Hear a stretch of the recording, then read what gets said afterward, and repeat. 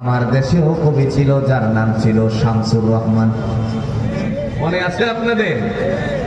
নাফরমান বলেছিল মুয়াজ্জিনের আযান বেশ্যানারীরা হামান সমানে সমান, জোরে কোন নাউযুবিল্লাহ। এই শামসুর রহমানে আমার দেশে জানাজা হইছে কিনা সন্দেহ আছে।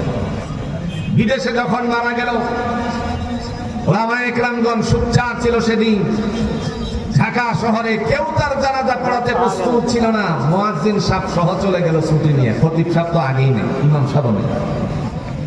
খাদেম যে সে তার জানাজা পড়ালো, আলেমরা বলছে কেউ পড়ানো স্বীকৃতি দিল না, কেউ রাজি হলো না। তুই কেন পড়ালি, তুমি কেন পড়ালি? ডাক দিয়া বলছে আমি তো জানাজা পড়িয়েছি, আপনারা তো জানেন জানাজার ভিতরে কিছু পড়া লাগে। এটা পড়ছি কিনা সেটা আমি জানি আর আমার আল্লাহ জানে। কথা বুঝছেন? তার মানে ওর জানাজা এই মাটিতে হয়নি।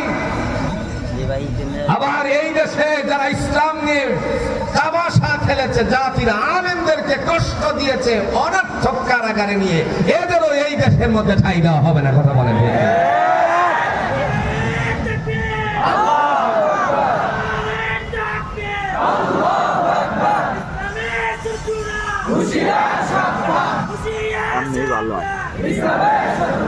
আমার ভাইরা, আমার ভাইরা, যখন কাঠগড়ায় উঠানো হলো, জিজ্ঞেস করা হলো হুজুর আপনি দোষী না নির্দোষ? চিন্তা করেন স্যার, 3 বছর 1.5 বছর 2 বছর কারাগারে থাকার পরে জিজ্ঞেস করা হলো আপনি দোষী না নির্দোষ, তাইলে আপনি এখানে বসছেন কেন?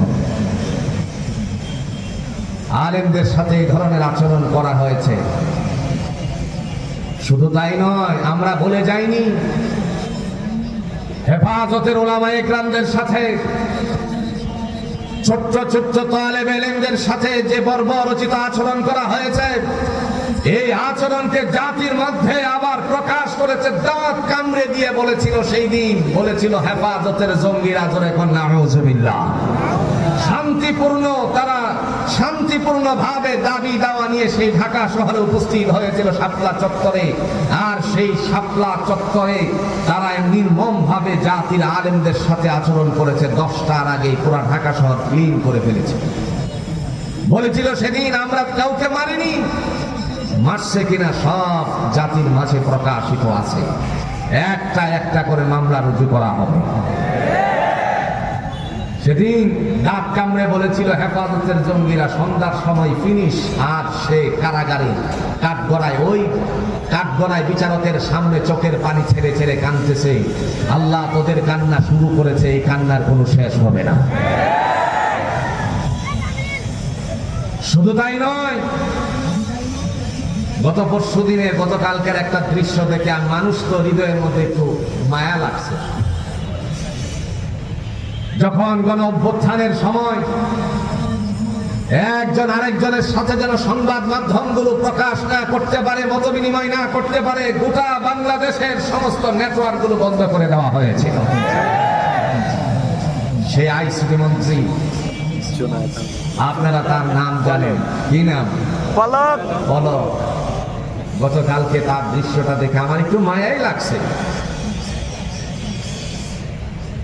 কেউ জিজ্ঞেস করতেছে, লোকেরা জিজ্ঞেস করতেছে পাশের থেকে, পলক ভাই কেমন আছেন? কথা বুঝলেন? মানে সালাম, দোয়া করিয়ে, দোয়া করিয়ে। আজ আমাদের মনে আছে,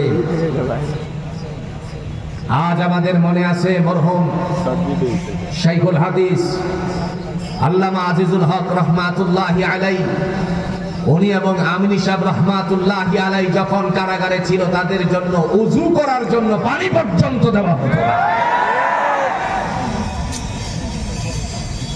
আয়নাগরের দৃশ্যসমূহের কথা আপনারা শুনেছেন। নরসিংদী জেলার একজন রায়পুরা থানার আলেমে দ্বীন শুধুমাত্র মসজিদের মিম্বার থেকে কিছু কথা বলেছিল, তাদের বিরুদ্ধে চলে যাওয়ার কারণে 40 দিন পর্যন্ত হাত বেঁধে দাঁড় করিয়ে রেখেছিল। খুব বড় মাপের আলেম না।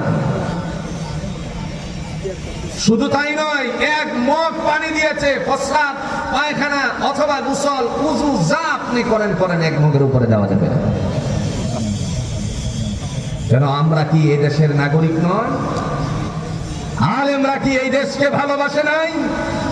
আলেমরা এই দেশ ভালোবেসেই তারপরে জাতির সামনে ইসলাম পৌঁছানোর জন্য মিম্বার থেকে সালাতের মাধ্যমে পর্যন্ত মানুষকে সুরাহা দেওয়ার জন্য, ইসলামের পথে আনার জন্য তারা বারংবার কাজ করে যায়। কথা বলেন ঠিক কি না?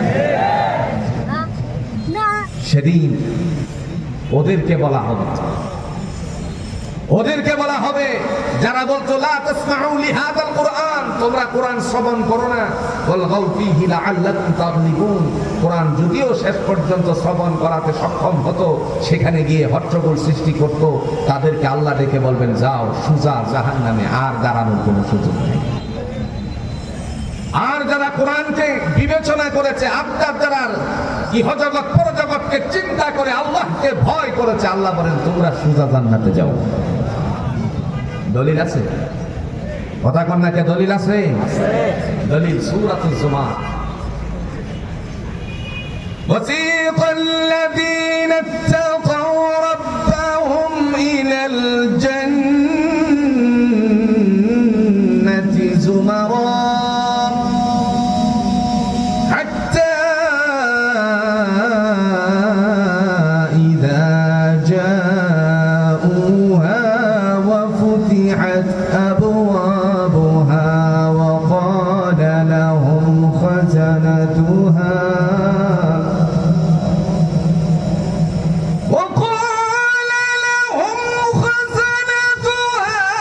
سلام عليكم طبتم فادخلوها خالدين।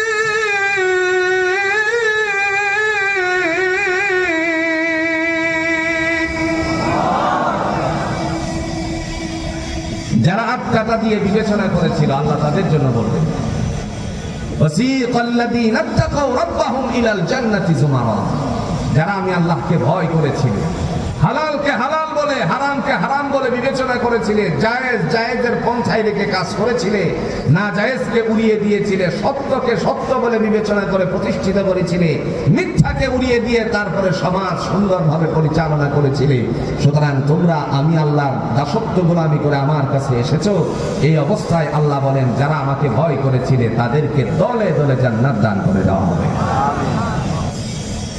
হাত্তা ইযা জাউহা ওয়া ফুতিহাত আবওয়াবুহা, জান্নাতের দরজার নিকটবর্তী যখন তাদেরকে করা হবে, সেদিন আল্লাহ পাক রব্বুল আলামিন ডেকে বলবেন তার জন্য জান্নাতের সমস্ত দরওয়াজাগুলো খুলে দাও। ডেকে বলা হবে সালামুন আলাইকুম তিবতুম ফাদখুলুহা খালিদিন, প্রবেশ করো শান্তির ঘরে অনন্তকালের জন্য। ঘরটার ভিতরে ঢোকার আগে, এই শান্তির ঘরে ঢোকার আগে আল্লাহ বলবেন ওয়াকালা লাহুম খাজানাতুহা, এই যে দেখা যায় ভান্ডসমূহ সবগুলো হলো তোমাদের। এই সময় সকল মানুষেরা যখন এই দিকে লক্ষ্য করবে আর দেখে দেখে বলবে আল্লাহ সত্যিকার অর্থে আমি কি এই কামাইগুলো করেছিলাম?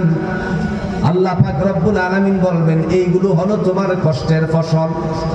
কষ্টের ফসল বলার পরে সেদিন আল্লাহ পাক রব্বুল আলামিন বলবেন যাও অনন্তকালের জন্য জান্নাতে চলে যাও। সেই সময় জান্নাতে প্রবেশ করার পূর্ব মুহূর্তে পাটা উঠিয়ে আল্লাহর দিকে মুতাওয়াজ্জিহ হয়ে একবার শুকরিয়া আদায় করবে। আমরা শুকরিয়া আদায় করি কিনা? একটু জোরে কোন না, শুকরিয়া আদায় করি কিনা?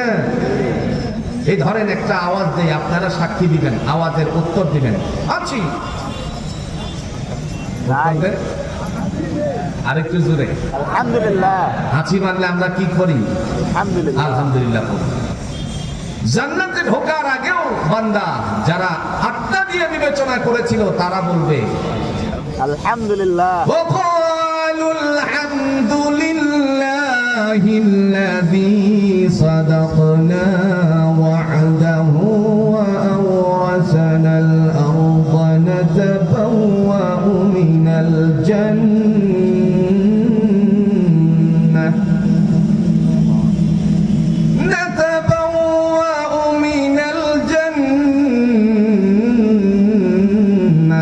حيث نشاء فنعم أجر العاملين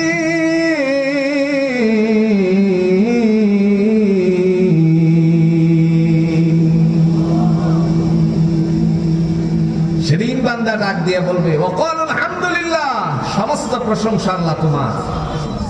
الذي صدقنا وعده وأورثنا الأرض نتبوأ من الجنة حيث نشاء।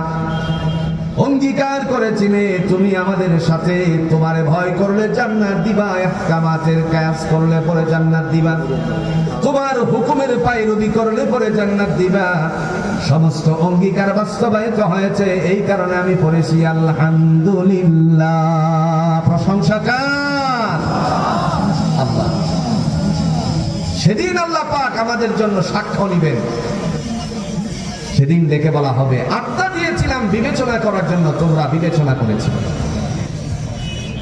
আর যারা বিবেচনা করে নাই, লাহুম কুলুবুন লা ইয়াফকাহুনা বিহা, আত্মা দেওয়ার পরে বিবেচনা করে নাই, তাদেরকে জাহান্নামে আল্লাহ পাক কেন নিক্ষেপ করবেন? নবী আরবি সাল্লাল্লাহু আলাইহি ওয়াসাল্লাম তাদের সম্পর্কে মনের ভিতরে জল্পনা কল্পনা নিয়ে আল্লাহর কাছে বলছিলেন, আল্লাহ এরা আমার কওমের মানুষ, এরা জাহান্নামে চোখের সামনে থেকে চলে যাচ্ছে, সেটা কেমন কথা? আল্লাহ সেদিন দেখে বলেন ইন্নাল্লাযীনা কাফারু সাওয়াউন আলাইহিম আ'আনযারতাহুম আম লাম তুনযিরহুম লা ইউমিনুন।